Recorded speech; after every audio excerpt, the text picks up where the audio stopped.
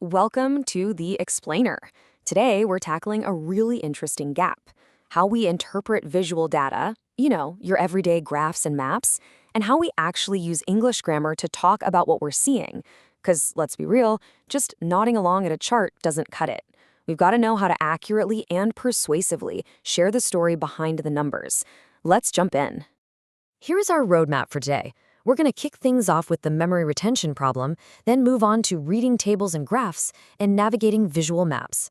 After that, we'll dive into the grammar of comparison, cover some essential rules for syllables, and wrap up with equivalence and non-equivalence. Starting right off with Section 1, the memory retention problem, and why visual aids are absolutely essential. So think about the last hour-long lecture you sat through. Well, brace yourself, because just 24 hours later, if you only listen to the speaker, your brain has likely completely wiped an astounding 75% of that information, literally vanished into thin air. But here's the brilliant solution. Without any review, our retention sinks to a dismal 15% after 48 hours. But actively taking notes and really engaging with visual aids, that rockets our retention right back up to between 70 and 85%. It's a massive, game-changing difference, and it's exactly why we rely so heavily on visuals in this explainer to help lock that info into your brain. Moving on to Section 2, reading tables and graphs. We're talking about decoding numerical information at a glance. Now, reading a table isn't just about skimming. It actually requires some careful navigation. Our sources outline a pretty strict 5-step procedure. First, you've always got to start with the title to get the big picture. Second, hunt down the footnote for that all-important context.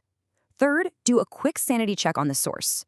Fourth, get a solid grip on the column headings and units. And only then, step 5, do you actually read the figures carefully. See, people always want to rush straight to the numbers, but without context, those numbers are pretty much meaningless.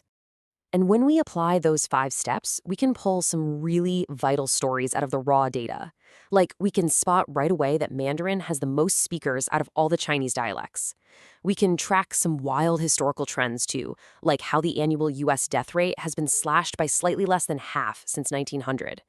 Or looking at education, it becomes super clear that high school graduates consistently pull in a higher mean income compared to elementary school graduates. The story is right there if you know how to look for it. All right, on to Section 3, navigating visual maps, or how we translate spatial data. Visual literacy isn't just about numbers, right? It's about space. What's really fascinating here is how we're asked to translate visual geography straight into hard facts. Looking at this geographic breakdown of Japan's islands, we're prompted to locate the Pacific Ocean over to the east and the Sea of Japan out to the west. We're essentially taking drawn boundaries and converting them into actionable spatial data. By carefully interpreting those boundaries, specific data points just pop right out. For instance, we can instantly identify Honshu as the biggest island. We can pinpoint Hokkaido as the northernmost island, and Kyushu right down there as the southernmost. We can even do a bit of mental math and calculate that South Korea is the nearest neighbor, sitting roughly 150 kilometers away. Which brings us to Section 4, the grammar of comparison.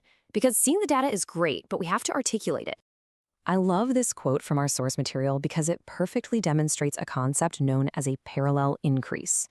The bigger the computer, the more complex the operations it can do. It effortlessly uses comparative forms to highlight a direct, proportional relationship between the size of the machine and the complexity of what it can handle. The foundational rule for building these kinds of comparisons, it's actually elegantly simple. When you want to show differences using short, one-syllable descriptive words, you just tack on an ER for the comparative form, like newer, and an EST for the superlative, like newest. It's the absolute bread and butter building block of comparing data. Okay, let's step it up in Section 5, rules for syllables and navigating complex words. Because language, kind of like data, gets trickier as it scales up. When we're dealing with beefier words of 3 or more syllables, think words like interesting or convenient, we actually leave the end of the word completely alone. Instead, we just drop the words more or most right in front of them. So interesting easily becomes more interesting or most convenient. But, this is English we're talking about, so naturally there are irregular exceptions that just totally throw the rulebook out the window. Words that use an entirely different stem. Bad suddenly morphs into worse and worst. Good turns into better and best. Far shifts over to further or farther. These are just those fun little quirks of the language you gotta commit to memory. Finally, we've made it to Section 6, Equivalence and Non-Equivalence, where we'll compare microcomputers and mini-computers. Now we're synthesizing everything. We have two distinct linguistic toolsets here. On the one side, we use equivalence phrases, things like as efficient as, similar to, or the same as, to show that two items are essentially identical in a certain metric. But on the flip side, we use non-equivalence constructions, like not as difficult as, greater than, or unlike, to really shine a spotlight on their disparities. So how does this actually sound in practice? Well, if we want to state that a massive mainframe is bigger and more expensive than a tiny microcomputer, or maybe point out that learning a computer language is not as difficult as it seems, these are the exact non-equivalence phrases we're going to rely on. They give us the power to vividly articulate the gap between any two data points. Conversely, when we want to show that two totally distinct technologies have basically converged in capability over time, we lean on an equivalent structure. This sentence flawlessly demonstrates that microcomputers are as efficient as mini-computers. Boom! It perfectly and succinctly communicates that the efficiency gap has completely closed. So, by blending this visual data literacy with the grammar of comparison, you're empowering yourself to do way more than just stare at numbers on a page. You're giving yourself the tools to tell their story. You're moving from a passive observer to an active, persuasive communicator. Next time you're faced with a complex graph, ask yourself, are you just seeing a bunch of numbers, or are you actually reading the story? What story are you going to uncover next?